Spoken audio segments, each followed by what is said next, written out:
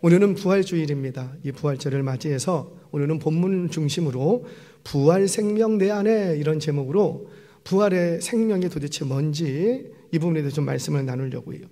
여러분, 기독교는 흔히들 십자가와 부활의 종교라고 하지요. 왜 기독교를 십자가와 부활의 종교라고 말하는가? 바로 우리의 신앙의 본질, 우리의 신앙의 근거, 우리의 신앙함의 의미가 어디서 다 나오기 때문에, 십자가와 부활에서 우리 신앙의 의미를 찾을 수 있기 때문입니다. 우리는 구제해요, 안 해요? 안 해요? 구제해요. 지금도 사르밧 프로젝트를 통해서 또 구제하려고 그러고 선을 행하려고 합니다. 애써서. 누가 우리에게 구제 좀 해달라고 요청하지 않아도 우리는 그냥 찾아다니면서 구제하려고 해요. 그런데 우리만 합니까? 세상의 많은 NGO 단체와 종교를 불문하고 다른 기관들도 구제해요, 안 해요? 해요. 근데 그 구제가 우리의 신앙의 본질은 아니라는 거예요. 그런데 우리가 그렇게 구제하고 섬기고 나누는 것은 우리의 인격이나 고상함에서 나오는 것이 아니라 뭐 때문에 그렇다? 예수의 십자가와 부활 때문에 그렇다는 거죠. 그래서 모든 우리 성도들의 인생과 신앙함의 근거지, 그 모든 활동들의 의미가 발견되는 곳은 어디와 어디라? 십자가와 부활이라는 거예요. 자, 그래서 십자가와 부활의 종교라고 얘기합니다. 그러면 여러분, 십자가가 도대체 뭐예요? 십자가 다른 거 없어요. 뭐 손에 못 박히고 뭐 이렇게 저렇게 얘기하지만 결국은 죽는 거예요. 죄에 대한 죄책을 예수님께서, 내가 당해야 될 죄에 대한 죄책을 예수님께서 십자가 위에서 모두 대속하신 사건이에요. 그 대속의 방식이 뭐였더라? 죽는 거예요. 죽는 거예요. 모든 저주와 형벌을 고스란히 다 받고 죽는 거예요. 채찍을 몇 대 맞고, 칼로 몇 번 찔리고, 십자가 위에서 몇 시간 달리고, 그게 결국이 아니라, 결국은 우리의 모든 죄책을 다 대속하는데, 대속하신 방식은 뭐였더라? 죽는 거예요. 그래서 죽으심으로 죄에 대한 죄책이 다 끝나버렸어요. 종결이에요. 그래서 십자가는 죽는 거예요. 그러면 부활은 뭐예요? 그렇죠. 사는 거예요. 사는 거. 그래서 구원을 얻은 믿음은, 구원을 얻어서 하나님 나라에 들어가는 그 믿음은 십자가의 대속 죽음과 부활 생명을 누구의 사건으로 받아들이고, 그렇죠, 나의 사건으로 받아들이고, 2000년 전 예수님 당신의 사건으로만 끝나는 것이 아니라 2000년 전 유대인들의 그들의 이야기 속에서만 적용되는 사건으로 끝나는 것이 아니라, 그 예수님의 십자가의 죽으심 사건이 2000년 전에 일어난 사건이지만 그 사건이 누구의 사건으로 받아들여지고 나의 사건으로 받아들여져. 그 십자가 위에 예수님 못 박힐 때 누구도 같이 못 박히고 나도 같이 못 박히고, 예수님 채찍 맞으실 때 누구도 같이 채찍 맞고 나도 채찍 같이 맞고, 예수님 죽으실 때 누구도 같이 죽고 나도 죽었다. 그런데 예수님 다시 사실 때 누구도 함께 살더라. 나도 살더라. 이것을 연합이라고 하죠. 그래서 십자가의 죽으심이 나의 죽음이고, 바로 이 십자가 그 부활 사건이, 부활 생명이 나의 생명 되는 거예요. 이게 기독교 신앙이라는 겁니다. 이걸 믿는 것이 바로 구원을 얻는 믿음인 줄 믿으시기를 바랍니다. 자, 그런데 이 부활 사건, 죽으시고 부활 다 좋은데, 우리가 진짜 이 부활 생명이 나의 생명이 되려면 반드시 간과하면 안 되는 게 있어요. 반드시 기억해야 될 거 하나. 뭔가? 이전에 내가 죽고 다시 살았어요. 아멘이세요? 이전에 나는 죽고 다시 나는 살았어요. 그런데 이때 이전에 죽고 다시 살아난 나는 이전의 내가 아니라는 거예요. 그런데 자꾸 부활 생명으로 다시 살아났다고 하면서도 이전의 나로 돌아가려고 그래요. 자꾸. 이것은 완전히 우리가 이전에 나는 죽었다고요. 예수 죽으실 때 나도 죽었다고요. 이때 내 죄책에 대해서만 죽은 것이 아니라 이전에 내가 죄 아래 살던 그 죄의 생명과 죄의 방식과 죄의 상태에서 살던 나도 죽고 다 끝났다고요. 엔드, 종결, 끝났다고요. 그러니까 이전에는 내 생명으로 내가 살았다면, 죄인된 생명으로 내가 살았다면, 이제는 내 생명으로 살던 나는 죽고 누구 생명으로 살고? 그렇죠. 예수 부활 생명으로 사는 거예요. 이것은 단지 죄책에 대해서만 죽은 것이 아니라 이전에 내 생명으로 살던 내가 죽은 거라니까요. 내가 죄 아래 죄에 묶여있던 내가 죽어버린 거예요. 죽으면 끝! 쫑! 시마이 끝난 거예요. 끝난 거예요. 더 이상 뭘 가져오거나 연연하거나 할 필요가 있다 없다. 죽어버렸으니까 끝났어요. 그래서 이제 이 부활, 예수님 부활하실 때 우리는 부활 생명으로 다시 사는데 이전에 내가 다시 살아나는 게 아니라 전혀 새로운 내가 다시 사는 거예요. 아멘이세요? 이거를 거듭남 이렇게 얘기합니다. 새로운 출발이에요. 새로운 출생이에요. 새로운 시작이에요. 그런데 자꾸 우리는 십자가 부활 사건을 어떻게 받았냐면 이전에 내가 죽고 이전에 죽었던 내가 다시 살고로 착각을 하세요. 아니에요. 이전 것은 지나갔으니 보라 새 것이 되었더라. 새 것이 되었더라. 이런 거죠.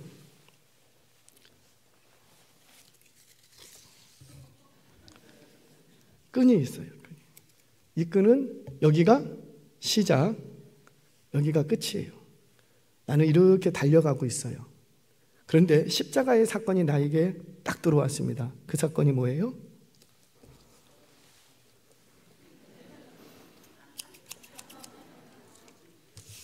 여기서부터 시작해서 내가 달려갔는데 끝을 향해 달려갑니다. 우리는 다시 한 번 인생이니 달려갑니다. 예수님을 내가 만났어요. 그러면 이건 어떻게 하고 버리고 나의 생은 어디서부터 시작되고 여기서부터 나의 생이 이만큼 남았는지 어떤 분은 10년, 어떤 분은 5년, 어떤 분은 3년, 1년 우리 다시 한 번 인생이에요. 얼마큼 남았는지 모르지만 이제는 내가 어디 갔어? 여기서부터 시작했던 인생은 어떻게 됐고 끝났고 이제 여기서부터 새로 사는 거예요. 어떤 분은 1년밖에 안 남았어. 그래도 여러분 이 생이 가치가 있을까요? 예수 생명으로 사는 1년의 시간이 더 가치가 있을까요? 그래요. 1년만 사시기를 주의 이름으로 축원합니다. 아멘 하셨어요. 할렐루야. 그래서 우리는 몇 년을 살던 1년을 살던 2년을 살던 10년을 살던 100년을 살던 이 새로운 부활 생명으로 사는 것이 더 가치가 있는 것을 알아요. 그러면 자꾸 옛날 것 버렸던 거 주스러 가요? 안 주스러 가요? 안 주스러 가요. 이게 바로 십자가 사건이고 이게 부활 사건이라는 거예요. 무슨 말입니까? 십자가와 부활을 경험한 사람은 분명 몸뚱아리는 변한 게 있어요? 없어요? 없어요. 여전히 나는 그 나예요. 여전히 나는 병들고 점점 시간이 지나갈수록 늙고 점점 기력이 약해질 수밖에 없어요. 그런데 예수님을 만나고 났더니 그 생명이 내게 들어와 시작했더니 전혀 다른 삶을 살아가더라는 거예요. 이게 바로 부활 생명이라는 거죠. 사랑하는 여러분, 이 자리에 있는 저와 여러분에게도 저 5층, 6층 모든 성도님들 여러분들 안에 예수 부활 생명이 있는 줄로 믿으시기를 바랍니다. 그렇다면 어떻게 해야 돼요? 다시 시작돼야 돼요. 시작돼요. 그러면 다시 시작되는데 도대체 뭐가 시작된다는가? 오늘 본문을 통해서 그걸 찾아가려고 합니다. 먼저 1절에서 3절 말씀. 뭐가 새로워지고 뭐가 달라진 것인가? 같이 한번 읽겠습니다. 1절, 3절 시작. 그러므로 너희가 그리스도와 함께 다시 살리심을 받았으면 위의 것을 찾으라. 거기는 그리스도께서 하나님 우편에 앉아 계시느니라. 위의 것을 생각하고 땅의 것을 생각하지 말라. 이는 너희가 죽었고 너희 생명이 그리스도와 함께 하나님 안에 감추었음이니라. 아멘. 뭐라? 부활 생명으로 이전 것은 다 끊어내고 잘라내고 없애버리고 다시 시작했다면 달라지는 거 한 것이 있다. 이거 없으면 달라진 거 아니다. 새로운 시작이 아니라는 거예요. 뭐가 달라졌다라는 거예요? 육신 몸뚱아리는 그대로지만 뭐가 달라지고? 생각이 달라졌대요. 어떤 생각으로 달라지고? 자막 좀 잠깐만 더 띄워주세요. 어떤 생각으로 달라지고? 이제는 어디 것을 찾기 시작하고 위의 것, 땅의 것을 찾지 않고 나는 이 땅을 살아간다고요. 그래서 이전에 나는 이 땅을 살아가기 때문에 이 땅에 관심이 많고 이 땅에 대해서 얼마큼이나 내가 더 얻을 것인가, 이 땅의 것에 생각이 많이 있었고 관심이 많이 있었어요. 그것 때문에 우리 부지런히 살았다고요. 그런데 예수 부활 생명 내 안에 들어오고 나니 이전 것이 잘라지고 끊어지고 다시 살기 시작하는데 그때부터 뭐가 바뀌더라? 생각, 의식이 바뀌더라는 거예요. 땅의 것을 전혀 이제는 생각하지 않냐고. 그렇다고 직장 출근을 안 하는가? 돈을 벌러 가지 않는가? 운동을 안 하는가? 사람을 안 만나는가? 그러지 않다고요. 똑같은 이 땅의 삶을 살지만 이 몸뚱아리로 갖고 할 수 있는 모든 것들을 다 하지만 우리의 뭐가 바뀌니까? 생각이 바뀌니까. 이전에는 돈을 벌어도 어떻게 해야 내가 더 많이 가질 수 있을까? 좀 평안한 노후가 준비될까? 어떻게 해야 우리 애 대학 보내는데 좀 넉넉하게 보낼까? 유학을 보낼까? 어떻게 해야, 이런 생각들로 돈을 열심히 벌었다면 이제는 하늘에 쌓아놓을 생각을 하고, 내가 이 돈을 벌어서 내게 맡겨주신 가정을 책임지고 그리고 남은 것으로 내가 무엇을 해야 될까? 하늘에 쌓는 건 무엇일까? 하늘에 생각을 두기 시작했다라는 것. 이게 뭐냐면 의식 전환입니다. 의식 전환. 자, 이 의식 전환을 이 바울이 오늘 골로새서 3장 전체를 볼 텐데, 이 골로새서에서 뭐에 비유해서 설명하냐면 옷을 입고 옷을 벗는 거로 설명하다라는 거예요. 그러니까 의식이 바뀌는 걸, 예수 부활 생명이 있는 사람들의 특징을 뭘로 얘기하더라고요?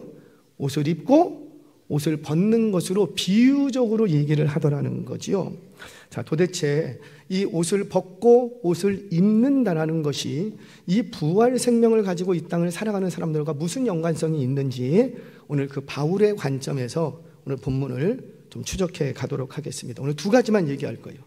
왜 바울은 부활 생명을 가진 사람들에게 마치 옷을 벗고 옷을 입는 것과 같다라고 비유적으로 얘기했는가? 첫 번째는 적절성 때문에 그래요. 적절성. 이게 무슨 말이냐면 우리는 옷을 입고 벗습니다. 그렇죠? 죄송해요. 벗고 입습니다. 벗고 입든 입고 입든 마음대로 하세요. 벗고 입습니다. 그런데 우리의 옷을 입고 벗음 속에서는 반드시 고려돼야 될 것이 있는데, 그게 뭐냐면 적절하게 벗고 적절하게 입었는가라는 거예요. 적절하게 벗고 적절하게 입는. 제가 북극을 가요. 그러면은 반팔 민낯으로 가야 될까? 아니면 파카 단단히 입고 가야 될까요? 단단히 입고 가야 돼요. 내가 저기 아마존의 밀림에 가요. 그러면은 파카 단단히 입고 가야 될까요? 아니면 민자 반나시 반바지 입고 가야 될까요? 그러니까 무슨 말입니까? 옷이라는 건 입고 벗는 것 속에는 적절하게 입었는가, 적절하게 벗었는가가 고려되어야 된다는 거예요. 자, 우리 성경을 보겠습니다. 9절, 10절 말씀 같이 한번 읽겠습니다. 시작. 너희가 서로 거짓말을 하지 말라. 옛사람과 그 행위를 벗어버리고 새 사람을 입었으니 이는 자기를 창조하신 이의 형상을 따라 지식에까지 새롭게 하심을 입은 자니라. 아멘. 자, 입고 벗고를 좀 설명합니다. 고대의 옷이라는 것은 그냥 옷이 아니에요. 오늘날도 비슷합니다. 옷은 그 사람의 사회적 신분과 그 사람의 가문과 그 사람의 사회적 위치를 나타내주는 수단 중에 하나였어요. 그래서 멀리서 봐도 그 사람이 어떤 색깔의 옷을 입었는지, 어떤 형태의 옷을 입었느냐에 따라서 그 사람이 누구인지를 우리는 어느 정도 알 수가 있습니다. 그렇죠? 예를 들자면 요셉은 채색 옷을 입었다고 해요. 이 채색 옷이라는 것은 여러분들이 오해하기 쉬운데 왜 채색 옷이라고 번역했는지 저는 잘 모르겠는데, 우리가 한국적인 정서에서 색동저고리를 생각해요. 채색 옷이니까 색깔이 들어간 옷이라는 거지요. 그런데 사실 그 요셉이 입었던 채색 옷으로 번역된 그 단어는 색동저고리를 얘기하는 게 아니에요. 이 채색 옷이라고 번역된 이 단어는 케토네트 팥심이라는 단어입니다. 케토네트라는 단어와 팥심이라는 단어가 합해져서 번역된 단어예요. 그러면 케토네트라는 단어는 무슨 뜻이냐면 덥다 이런 뜻이 있어요. 그러면 팥심이라는 건 무슨 뜻이 있냐? 색깔과 아무 상관없어요. 이 팥심이라는 단어는 손바닥 혹은 발바닥, 발바닥 이런 뜻이 있어요. 그러면 케토네트 팥심이라고 말하면 무슨 뜻일까요? 뭘 덮고? 손바닥을 덮든지 발바닥을 덮었다 이 뜻이에요. 근데 그게 옷이래요. 그러면 무슨 말이 됩니까? 이 요셉이 입었던 옷은 케토네트 파심, 긴 겉옷이었다는 거죠. 그래서 길어서 어디까지 덮어버리고 손등을 덮고 손바닥을 덮고 발끝을 다 덮는 긴 옷이, 이게 왜 중요했냐면 고대에는 이 중동지방, 이 더운 나라에서는 긴 옷이 필요 있어요, 없어요? 없어요. 그래서 보통 사람들은 다 민자 옷을 입습니다. 보통 사람들은. 그래야지 일하기도 쉽고 활동하기도 편하고. 그런데 특별한 사람, 고결한 사람, 품격 있는 사람은 어떤 옷을 입었더라? 긴 옷을 입었다라는 거죠. 자, 여러분 100명이 있어요. 100명 다 똑같은 옷을 입었어요. 다 민자. 그런데 혼자만 긴 옷을 입고 있어요. 그러면 그 사람 눈에 띌까요, 안 띌까요? 띄죠. 그러니까 야곱은 아들이 11명이 있지만 그들에게는 모두 똑같은 옷을 입혔는데 오직 요셉만 긴 옷을 입힙니다. 이 케토네트 파심은 나중에 제사 제도가 세워지면서 제사장들만이 입는 옷으로 굳혀져요. 그러니까 제사장이나 귀족이나 왕족이나 존귀한 사람들만 입는 겉옷이 됩니다. 그러니까 야곱은 11 아들이 있지만 누구만 존귀하게 생각했다? 요셉만. 그러니 형들이 요셉이 저기서 와. 그냥 잘 안 보여. 잘 안 보이는데도 뭐는 보여요. 옷이 나랑 틀려. 입은 게. 그러니까 어떨까요? 셈이 나고 미움이 생기고 시기가 생기고 질투하고. 왜 우리 아버지는 이렇게 차라리 말이라도 하지, 말도 안 하고 입으로는 얘기 안 해. 근데 옷을 쫙 입혀갖고 얘는 특별한 애야, 내 후계자야, 건들면 안 돼. 왜 이렇게 편애하시고 왜 혼자만 그 아들을 사랑하시느냐라는 거죠. 이거는 말하지 않아도 모든 동네 사람들이 다 알아. 왜? 뭐가 다르니까. 옷이 달라, 옷이. 그처럼 옷은 그 사람이 어떤 사람인지를 나타내 줍니다. 복음서에도 보면, 복음서에도 자주 등장하지만 잔치집에 들어갈 때, 귀한 잔치에 들어갈 때는 밭에서 일하다가 입고 온 옷을 입고 들어가요? 아니면 예복을 입고 들어가요? 그래요. 예복을 입고 있지 않으면은 쫓아내라!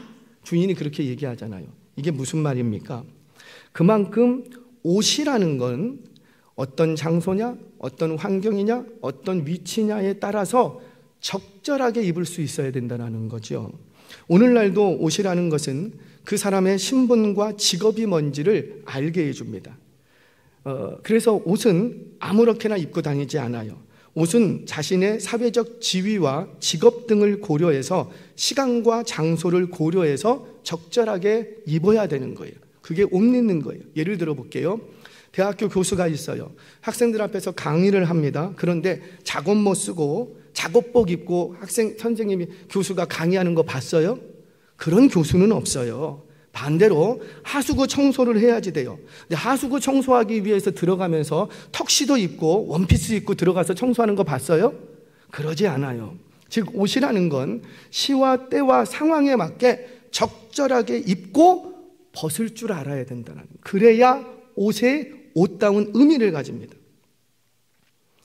제가 교회에 보통 때는 주중에는 항상 양복을 입고 교회를 출근을 합니다. 항상 구두를 신고, 항상 좀 불편해도 구두를 신고 출근을 해요. 항상 넥타이를 매고. 그런데 제가 월요일에 교회를 출근할 때는 어떻게 입고 와요? 보신 분들도 계시죠? 그냥 청바지 입고 그냥 편하게 잠바 하나 걸치고 이렇게 옵니다. 제발 저한테 총각이라고 얘기하지 마세요. 제발 중매 설려고 하지 마세요. 저는 이미 베린 몸이에요.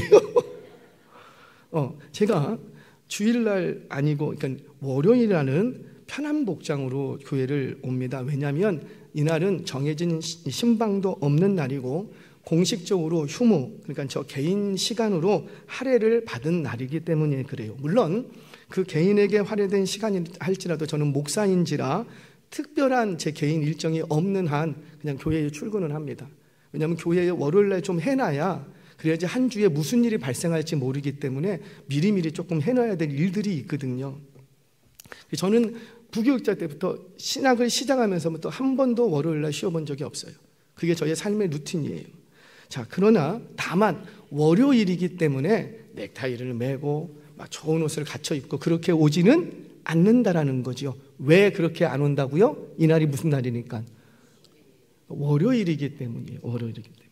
저는 가능한 주일에 입는 옷이 따로 정해져 있어요. 그래서 어떤 분이 목사님은 왜 옷이 한 벌입니까? 그렇게 하면 저 한 벌 아니에요. 다만 주일에 입는 옷을 따로 놔뒀기 때문에 그래요. 그래서 항상 주일날은 이 옷을 입고 옵니다. 여러분들은 모르셨겠지만, 그러니까 어떤 분은 그래요. 왜 목사님 돈이 없으신가? 왜 한 벌만? 그분은 주일날만 저를 말해서 그래요. 저 한 벌만 있는 게 아니고 저도 여러 벌이 있으나 주일날만큼은 이 옷만 입고 와요. 이 옷이 더 비싸거나 좋아서 그런 게 아니라 구별시켜 놓은 거예요. 그냥 왜냐하면 목사인지라 항상 교회에 있어요. 항상 교회에 있다 보니 그날이 그날 같고 그날이 그날 같을 수가 있어요. 예배 드리는 게 너무 나한테 뭐라 그럴까 그냥 일상이 돼버리면 익숙해지면 무너질 수가 있어요. 그래서 제 나름대로 제 마음을 단돌이 하는 방식이 뭐냐면 주일날만 입는 옷을 따로 해요. 옛날에는 구두도 따로 놔뒀어요. 근데 요즘은 그렇게는 못하는데 하여튼간 주일날만 입어요. 제가 어떤 특별한 장소를 간다, 교회를 대표해야 되고 중요한 자리다, 그러면 그의 버금가게 무슨 옷을 입고 가고? 그렇죠, 주일날 입던 양복을 입고 가요. 물론 새 양복이 나한테 오면은 이제 이 양복은 어떻게 해야 될까요? 화요일날 밀는데요. 그리고 그 새 양복을 또 주일날만 입는 거예요. 그러니까 이게 저의 어떤 제 마음을 다잡는 하나의 방식이라는 거지요. 옷이라는 건 그렇더라고요. 운동화를 신고 반바지를 입고 운동복을 입으면 왠지 내 마음도 막 가벼워지고요. 밖에 나가서 뛰고 싶고 그런 마음이 일어나요. 그런데 턱시도를 입고 드레스를 다 입으면 그 발걸음도 고상해지고 심지어 그 말투도 격이 있어집니다. 제가 결혼식을 가보면 주례를 하고 이렇게 보면 이 형제를 제가 알아요. 이 자매를 제가 알아요. 얼마나 애가 털털하고 형제가 얼마나 앞뒤 말을 잘 못하는지 잘 알아요. 그런데 이상하게 이 자매에게 드레스를 입혀놓으면 고상해져. 걸음을 막 걷는데 막 턱시도를 입혀놓으면 왜 이렇게 형제가 늠름한지 안녕하십니까 안녕하십니까. 근데 그 형제를 추리닝 입었더니 짝다리 짚고 막 이게 뭐예요? 옷이라는 거예요.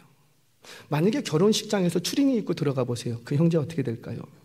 그러니까 옷이라는 것은 입고 벗을 때 한 가지 원칙이 있는데 그게 뭐라? 적절한가? 라는 거죠. 사랑하는 여러분, 저는 그런 의미에서 우리 지금 다들 단정하게 입고 오셨는데 주일에 예배 드리러 오실 때는 단정하게 입고 오시기를 좀 부탁드립니다. 뭐 좋은 옷, 비단 옷 입고 오라는 말씀 아니에요. 그냥 구겨진 거 있으면 좀 데리고 좀 넥타이 하고 오라는 것도 아니에요. 하라 같은 거 좀 피고 옷 말끔하게 입고 운동화, 구두 다 좋아요. 끈도 딱 매듭도 딱 잘 매고 단정한 자세로 복장으로 예배 자리에 오면 우리의 마음도 단정해지는 줄로 저는 기대합니다. 한 가지 더 할까? 이거는 뭐 학생들하고 좀 얘기를 해야 되는데 요즘은 교육자들이 그런 거 안 가르치는 것 같아요. 여러분, 교육부서에서의 신앙교육은요, 삶이에요. 태도 바꾸는 거예요. 자세 바꾸는 거예요. 뭐 복음을 집어넣는다? 자세 바뀌고 예수님 만나면 복음이 들어갑니다. 순서를 다시 바꿔야 된다는 거죠. 자세부터 기도하는데 무릎 꿇고 그거 아무것도 아닌데 그렇게 하면 영성이라는 게 생겨요. 영성이라는 게. 여러분, 옷이라는 건 옷이 주는 영성이 있어요. 여러분, 이 공간은요, 공간이 가지고 있는 영성이 있어요. 영성이라는 게 있어요. 그래서 이런 공간에서 예배드리면 왠지 더 집중이 잘 되고 마음이 더 가. 그건 왜 그러냐면 공간이 가지고 있는 영성이 있기 때문이에요. 복장도 마찬가지예요. 옷이 갖고 있는 영성이라는 게 있어요. 저는 예배드릴 때 우리 학생들이 그러죠. 제발, 저는 그렇게 좀 가르쳤는데 앉아있을 때 허리를, 엉덩이를 좀 뒤로 쫙 붙이세요. 여기도 반주자들도 딱 붙이세요. 찬양대도 딱 붙이세요. 붙이고 허리를 꼿꼿이 피셔야 돼요. 제가 엉덩이를 뒤로 딱 넣고 허리를 꼿꼿이 치고 주무시는 분은 못 봤어요. 그런데 배가 이렇게 나오고 이렇게 되면 이제 그분께로 가시더라고요. 그러니까 자세만 바꿔도 내가 마음은 둘째치고 자세만 바뀌었는데도 모두 같이 바뀌더라. 마음도 같이 의식도 같이 바뀌더라는 거예요. 사랑하는 여러분, 저와 여러분 안에 부활 생명이 있습니까? 더 이상 이 땅의 것을 생각하지 않고 하늘의 것을 생각하고 계십니까? 그러면 우리는 하늘의 것을 생각하고 살아가지만 이 땅을 살아가는 우리는 이 세상 속에서 우리가 입어야 될 적절한 옷을 입고 살아가야 된다. 자, 그러면 적절히 입어야 될 옷이 뭘까? 우리 먼저 벗어야 될 것부터 보죠. 9절 10절 말씀 같이 한번 8절 9절 같이 한번 읽겠습니다. 시작. 이제는 너희가 이 모든 것을 벗어버리라. 곧 분함과 노여움과 악의와 비방과 너희 입에 부끄러운 말이라. 너희가 서로 거짓말을 하지 말라. 옛사람과 그 행위를 벗어버리고. 아멘.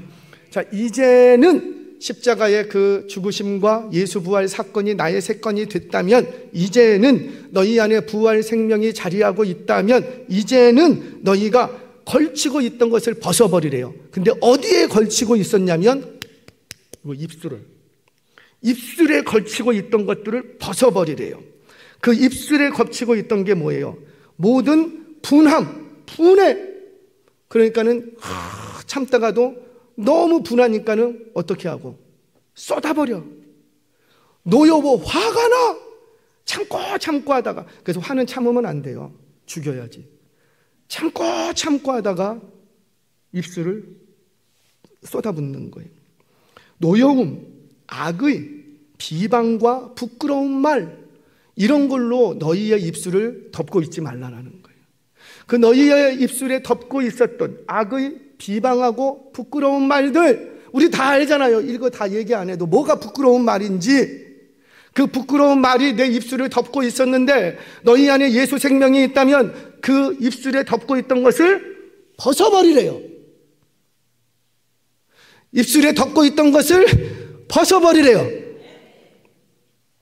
그런데 예수 생명이 내 안에 있다고 하면서 벗지는 않아. 감추고만 있을 뿐. 안 그런 척, 고상한 척, 경건한 척, 안 그런 척, 감추고만 있을 뿐 벗어버리지를 못했어요.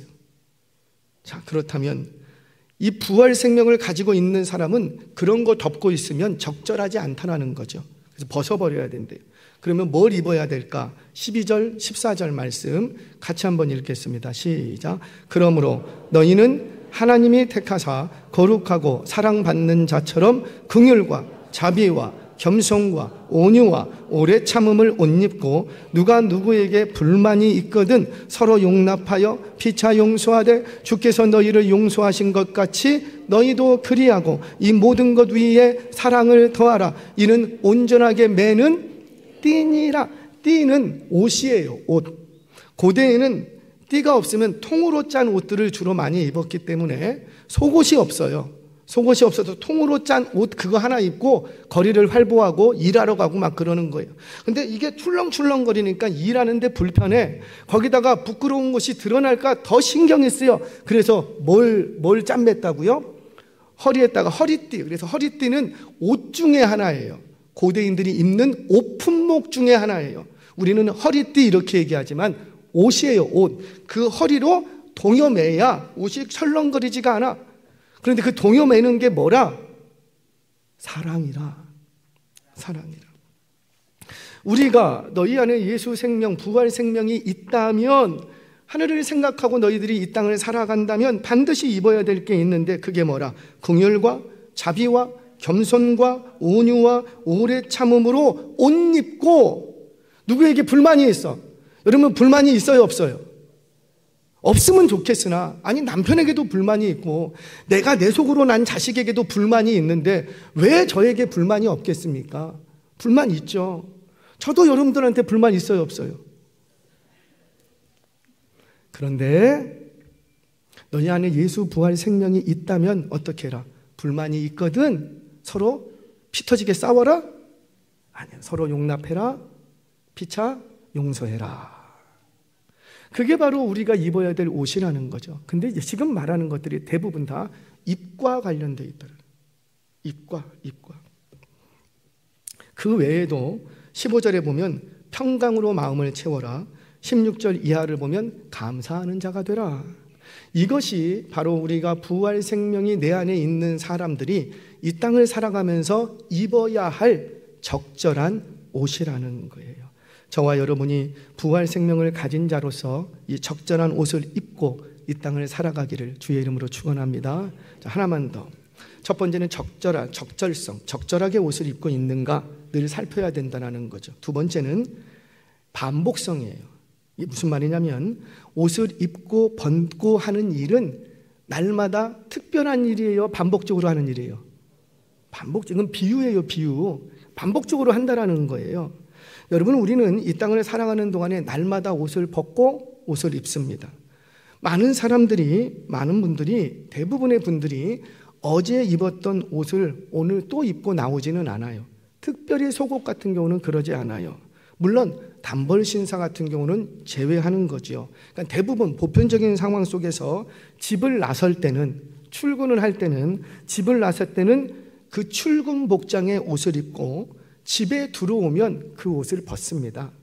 그리고 집 안에서 입어야 될 옷을 입고, 그리고 어떤 분들은 잠자리에 들 때 또 잠옷으로 갈아입더라고요. 번거롭게 실이 그렇게 하더라고요. 그러니까 무슨 말입니까? 우리는 옷을 벗고 입고 하는 걸 하루에 몇 번씩도 합니다. 저도 오늘 새벽 예배를 드릴 때는 이 옷이 아니었어요. 아시는 분들은 아시고 모르시는 분들은 모르시겠지만 이 옷이 아니었어요. 이 옷은 언제만 입는다고요? 주일 낮 예배. 수요일 예배도 안 입어요. 금요일 예배도 안 입고 주일 낮 예배만 딱 입어요. 이 넥타이, 오늘 새벽에 했던 넥타이가 아니에요. 예배 드리고 집에 가서 옷을 벗어버리고 또 새 옷을 입고 여기에 왔어요. 오늘 저녁에 또 가면 또 새 옷을 입고 또 갈 거예요. 혹시 예배가 바뀌면 저는 또 옷을 갈아입을 용의가 있어요. 그러니까 우리는 옷을 벗고 갈아입고 하는 것들이 늘 일상, 반복적이라는 거지요. 혹시라도 우리가 어제 입었던 옷이 너무 좋은 옷이야, 내 마음에 쏙 들어, 그래서 오늘 하루 더 입고 싶어. 그러면 우리는 어떻게 해요?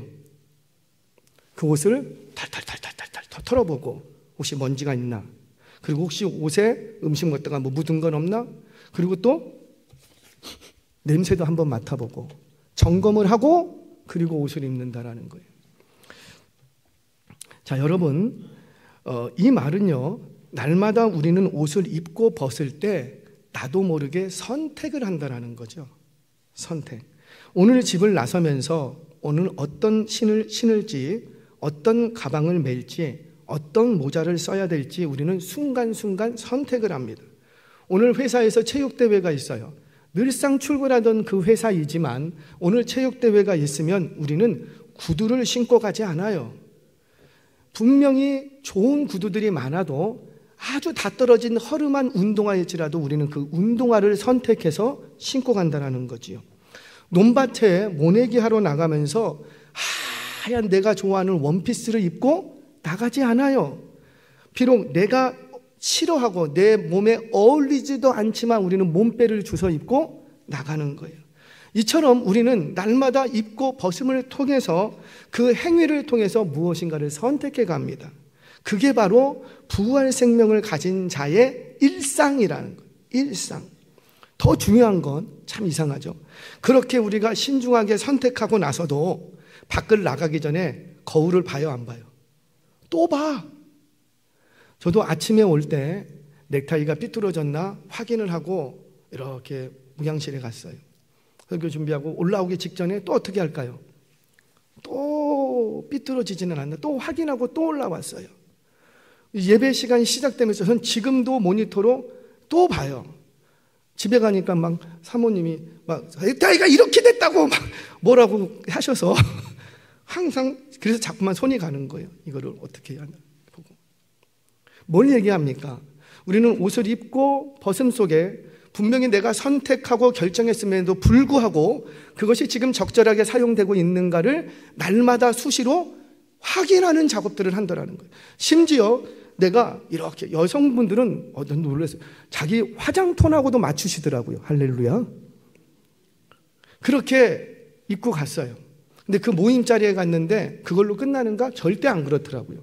모임 자리에 가서는 또 누구 옷차림을 봐요? 주변에 있는 사람들. 대놓지는 않지만 저 사람은 옷을 저렇게 입었네.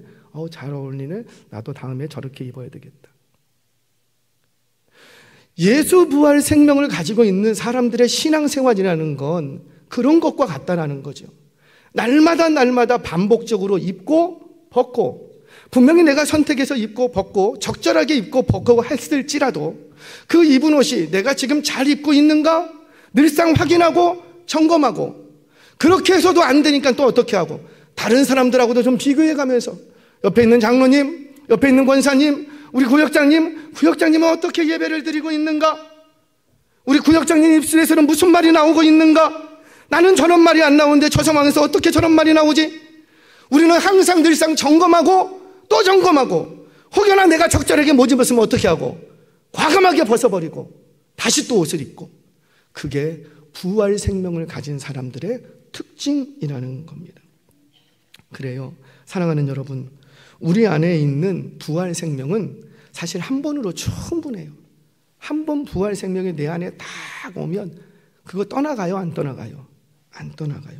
그런데 중요한 것은 그 부활 생명이 한 번 내 안에 온 사람들은 날마다 나의 일상 속에서 벗고 입고를 반복하더라는 거예요. 그리고 내가 적절하게 입었는지를 확인하더라는 거지요. 내가 처한 상황과 여건에 따라 날마다 새로운 선택을 하고, 그 선택이 확실한가 또 점검하고 또 점검하고 또 점검하더라는 거예요. 이게 뭐예요? 바로 부활 생명을 가지고 이 땅을 살아가는 사람들의 삶의 태도라는 겁니다. 이게 바로 신앙생활이고, 이게 교회생활이고, 이게 사회생활이 되어야 되는 거예요. 그냥 교회에 우리 주일이야, 갈게, 예배 끝났네, 가자, 다음 주 또 주일이네, 가자, 이러지 않는다라는 거죠. 이러지 않는다라는 거죠. 사랑하는 여러분, 나는 이미 부활 생명으로 새 사람이 되었어요. 분명히 이전에 나는 죽고 새 사람으로 살아났어요. 죽고 사는 것은 한 번이면 충분해요. 넉넉해요. 그런데 그 새 생명을 얻은 사람은, 부활 생명이 있는 사람은 날마다 입고 벗고 하는 것을 반복한답니다. 어제 좋은 옷을 입었다고 해서 1년 내내 그 옷을 붙잡고 있지 않다라는 거지요. 더러워진 옷은 빨고 오래된 옷은 다시 기워 입더라도 항상 새 것으로 입는다는 거예요. 그게 바로 부활 사건이에요. 그게 바로 부활 생명이에요. 그래서 이 부활 생명이 있는 사람들은 날마다 새롭습니다. 날마다 신선해요. 우리 한번 옆분들하고 인사합니다. 당신은 신선하십니다.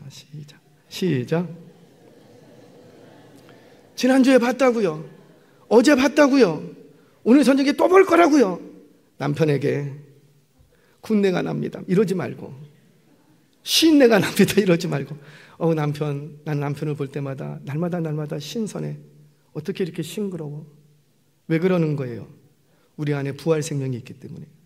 부활 생명이 있으니 남편을 봐도 어제 그 속썩이던 남편으로 보이지가 않는 거예요. 어제의 그 남편이 아니에요. 오늘 또 새롭게 보이고, 오늘 또 새롭게 보이고. 그게 부활 생명을 가진 사람이에요. 뒤집어서 나는 내 아내에게, 내 남편에게 신선한 사람으로 다가야지 돼요. 항상 신선한 사람. 왜? 내 안에는 뭐가 있으니까? 부활 생명이 있으니까. 어제 나는 죽고 오늘 또 새 옷을 입고 당신 앞에 설 것이기 때문이에요. 이 말을 바울은 이렇게 말합니다. 고린도전서 15장 31절 같이 읽겠습니다. 시작. 형제들아, 내가 그리스도 예수 안에 우리 주 안에서 가진 바 너희에 대한 나의 자랑을 두고 단언하노니 나는 날마다 충노라. 이게 뭐예요? 나는 날마다 새 옷을 입는다. 날마다 나는 벗고 입기를 날마다 한다. 이게 바울의 자랑이었답니다. 얼마나 좋은 옷을 입고 다니는가가 자랑이 아니라 얼마나 벗고 얼마나 새 옷으로 계속해서 갈아입는가, 이게 바울의 자랑거리였다는 거예요. 다윗은 이 부분에 대해서 이렇게 얘기를 했더라고요. 사무엘하 23장 4절 말씀 같이 한번 읽겠습니다. 시작. 그는 아침빛 같고 구름 없는 아침 같고 비 내린 후에 광선으로 땅에서 우미 돋는 새풀 같으니라 하시도다. 아멘. 자, 하시도다 라는 말은 다윗에게 하나님이 이 말을 하셨다라는 거예요. 그는 내가 보기에 다윗은 어떤 인생이었다. 지금 이 성경 구절은 다윗의 말년이에요. 죽음을 앞두고 있어요. 일평생을 살아왔어요. 그런데 그 마지막 1년, 마지막 생의 마지막에 하나님이 다윗에게 하시는 말씀이 뭐냐면은 너는 내가 너를 볼 때마다 항상 돋는 해의 아침빛 같았다. 구름 없는 아침 같고 비 내린 후에 광선으로 땅에서 um이 돋는 그 죽어버린 땅 같은 것 같았는데 너를 볼 때마다 um이 돋는 새풀이 돋아나는 것 같았다. 이게 하나님이 다윗을 볼 때 항상 그 마음이 너는 어떻게 하루하루가 새롭니? 너는 정말 아침 햇살 같다. 사랑하는 여러분 혹시 아침 햇살을 마주해 보신 적이 있습니까? 비가 오고 난 후에 죽은 땅 같았는데 그 땅에서 풀이 돋는 거 보신 적이 있어요? 와, 그거 보면은요 기분이 좋아져. 어떻게 이 아스팔트 다 죽어버린 이 땅에서 풀이 돋아. 아침에 눈을 딱 떴습니다. 어제 너무 괴로웠는데 아침에 딱 눈을 떴더니 창가에 갔더니 햇볕이 쫙 비쳐 들어오는 거예요. 제가 이렇게 신방을 가면 저는 그런 집을 참 좋아해요. 딱 들어갔는데 햇볕이 그 방 안 가득히 들어와 있어요. 그러면 저는 반드시 그 창가를 등지고 앉습니다. 그 햇빛 누가 받으려고. 그 제발 다른 자리에 맞추지 않으세요. 거기 햇빛이 쫙 들어와. 그러면은 마주 앉아 계신 분은 저를 바라볼 때 어떨까요? 후광이 있어. 따사로운 햇빛 낯을 딱 볼 때 사람은 기분이 좋아요. 사람이 굉장히 편해지는 거예요. 사랑하는 여러분, 우리 아침 햇살 같은 사람들 되시기를 바랍니다. 아침에 눈을 떴는데 자녀들을 볼 때, 남편을 볼 때, 가족들을 볼 때, 주일날 이렇게 왔을 때 우리 목사님들 뵙고 또 우리 장로님들 뵙고 할 때마다 너무너무 반가워. 너무 기분이 좋아. 아침 햇살 같아. 할렐루야. 우리 한번 여러분 인사하겠습니다. 당신은 아침 햇살 같습니다. 그래요. 신선해요, 사람이. 만날 때마다 상큼해요. 왜? 그 안에는 부활 생명이 있어. 그 부활 생명의 사람은 날마다 벗고 입을 줄을 알아. 말씀을 정리하도록 하겠습니다. 사랑하는 여러분, 저는 지금 오늘 여러분들이 이 자리에 어떤 옷을 입고 왔는지 별로 관심 없어요. 뭐 잠바를 입고 오셨던, 반바지를 입고 오셨던, 뭐 추리닝을 입고 오셨던, 저는 사실은 관심 없어요. 그러니까 뭘 입고 오셨든지 단정하게만 입고 오시면 좋겠다 일 뿐이지, 뭘 입고 왔든 그 브랜드가 뭔지, 명품을 입고 와도 저는 사실 명품인지 몰라요. 제가 뭐 알아야지 뭘 하지. 몰라요. 그러니까 뭘 입고 오는지 저는 관심 없어요. 다만 제가 관심 있는 건 여러분들이 오늘 이 예배를 마치고 돌아갈 때 무슨 옷을 입고 갈 것이냐는 거예요. 이 세상 한 주간 살아가시면서 한 주간 동안에 얼마나 여러분들의 옷이 더럽혀졌고, 여러분들의 옷이 세상 온통 근심과 걱정의 그 무거운 갑옷 같은 옷들을 다 짊어매고 이 걱정도 주워 입고 저 걱정도 주워 입고 이 걱정도 주워 입고 온통 근심 걱정, 세상 근심 걱정을 다 들쳐매고 입고 왔어요. 그런데 돌아갈 때는 어떻게 해야 되고, 그 옷을 가면 오는 게 있어요. 그 옷을 벗어버리고 갈 때는 다시 새 옷을 입고 가야지. 그게 예배 아니에요? 그게 주일 아니에요? 저는 주일을, 예배의 자리를 어떤 분들은 그래요. 영적으로 충전하기 위해서 왔다. 저와 여러분들 무슨 배터리입니까? 뭘 충전을 해? 틀린 말은 아니에요. 그 말도 은혜스러워요. 그런데 충전은요, 계속 충전하면 나중에 더 이상 충전 안 됩니다. 그러니까 충전하는 사람들이 아니라 어떻게 하는 거예요? 옛 배터리를 갖다 버리고 새 배터리로 다시 끼워버리는 거예요. 그래서 날마다 100%야. 날마다 새로운 거예요. 이게 바로 부활 생명을 가지고 있는 이 땅을 사랑하는 성도의 삶이라는 겁니다. 현대 영성신학자 유진 피터스는 이렇게 말했어요. 교회는 탈의실이다. 오늘 설교의 주제 내용은 유진 피터슨의 설교를 중심 핵심 메시지를 제가 갖고 와서 제 말로 풀어서 설교한 것뿐이에요. 여러분, 이 한 시대의 영성신학자로 세계적인 신학자가 교회를 향해서 뭐라고 얘기했냐면 교회는 탈의실이다. 세상 옷을 교회에 들어와선 벗고 교회를 나갈 땐 다시 세상으로 나갈 때는 어떻게 하고 새 옷을 입고. 종종 이렇게 전도를 하다가 이렇게 길을 가다가 제 눈에 확 띄시는 분들이 있어. 어르신들인데, 할머니들, 주로 할머니들, 어르신들인데 저쪽에서 한 무리가 와요. 근데 뭐 이렇게 들고 오셔? 막 들고 오면서 수다를 떨고 막 기분이 너무 좋아. 그럼 저는 묻고 싶어요. 그거 어디서 갖고 오신 거예요? 그랬더니 저기 가면 준대. 그럼 가고 싶어요? 가기 싫어요? 그래요. 오늘 우리가 새 옷을 입고 이 예배당 문을 나갔을 때 집으로 돌아가시는 길에 여러분들이 누군가 아는 사람을 만나면 이 소리를 들어야 된다는 거죠.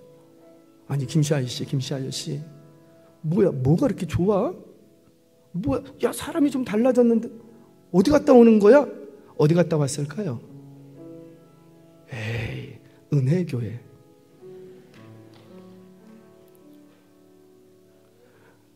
아줌마, 내가 아줌마 형편을 아는데 아니 어디 갔다 오는데 그렇게 기분이 좋아?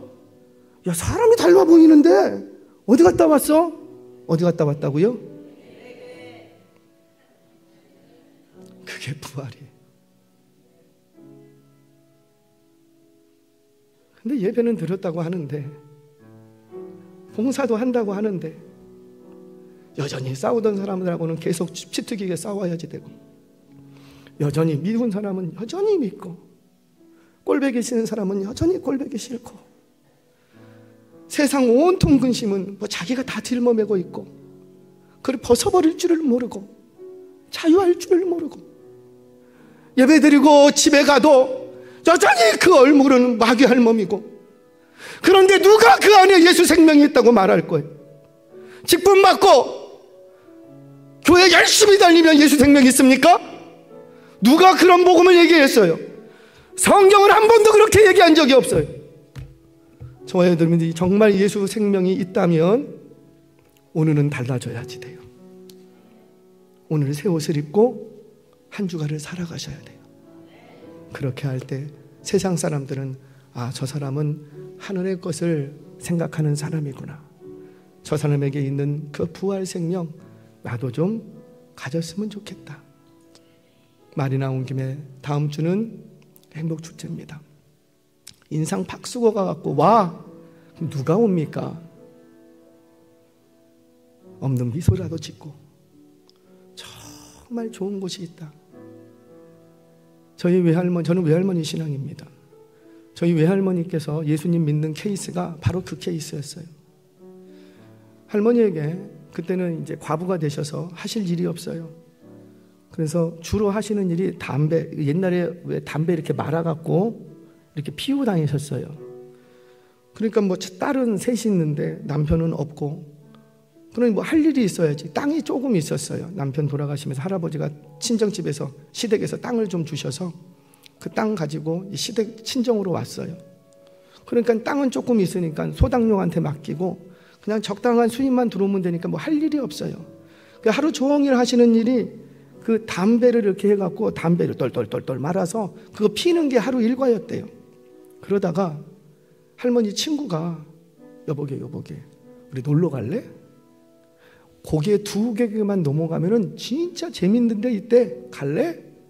그랬더니 우리 할머니가 어떻게 하고 고! 못 먹어도 고다 고! 근데 가시는데 2고개를 넘어가야 돼요. 그러니까 준비를 단단히 해야 돼. 그래서 담배를 한 움큼을 가슴에 꼽았대요. 한 움큼을 꽂고 가는 거예요. 그래서 한 고개 넘을 때마다 담배 피고. 그리고 거기를 갔어요. 그런데 그곳에 가서 돌아오실 때는 그 있던 담배를 하나씩 부러뜨리면서 돌아오셨대요. 그 재밌는 곳이 있대요. 그게 어디래요? 눈치가 3단이에요? 은혜교회, 은혜교회. 사랑하는 여러분, 복음을 정리된 언어로 전하기 어려우면 그냥 딱 한마디만 하세요. 저기 정말 좋은 곳 있다. 정말 날 봐라. 얼마나 좋은지 모른다. 우리 한번 가볼래? 우리 안에 예수 부활의 생명이 있다면 이제 여러분들의 옛 옷들은 날마다 벗고 새 옷을 그리스도의 옷으로 날마다 갈아입어 이 땅을 살아가는 동안에 예수 부활이 확실하고 내 안에 있음을 증거하는 증인들 되시길 주의 이름으로 축원합니다.